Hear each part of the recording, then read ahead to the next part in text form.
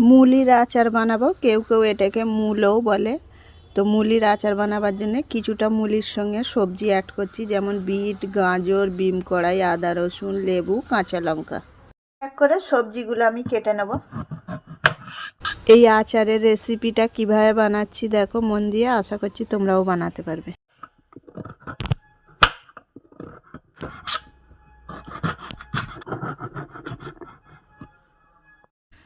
সবজিগুলোকে জল দিয়ে পরিষ্কার করে ধুয়ে নিলাম। কাঁচের জারের মধ্যে সবজিগুলো সব ভরে নেব। আদার কুচি, রসুনের কুচিগুলোও দিয়ে দেবো, লঙ্কার কুচিগুলো দিয়ে দেবো। এখানে আমি 3টে লেবু ব্যবহার করেছি। লবণ দেবো।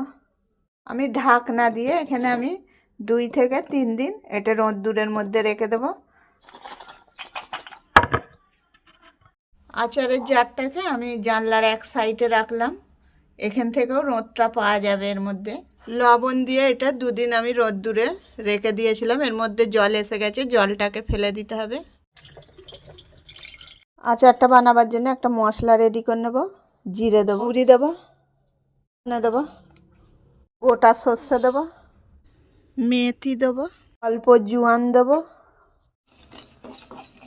ওনাকে মিক্সচারে পিষে নেবো। আচারটা বানাবার জন্য তেলের মধ্যে হলুদের গুঁড়ো দেবো, লঙ্কার গুঁড়ো দেবো, এইগুলো দিয়ে দেবো।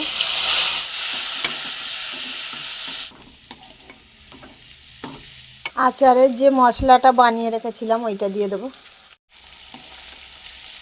আচারটা রেডি হয়ে গেছে, এটা ঠান্ডা হওয়া পর্যন্ত আমি অপেক্ষা করি। আচারটা ঠান্ডা হয়ে গেছে, জারের মধ্যে ভরে নেব। মুলি দিয়ে সবজির আচার রেডি করে ফেললাম। এই রেসিপিটা ভালো লাগলে অবশ্যই একটা লাইক, শেয়ার, কমেন্ট করো।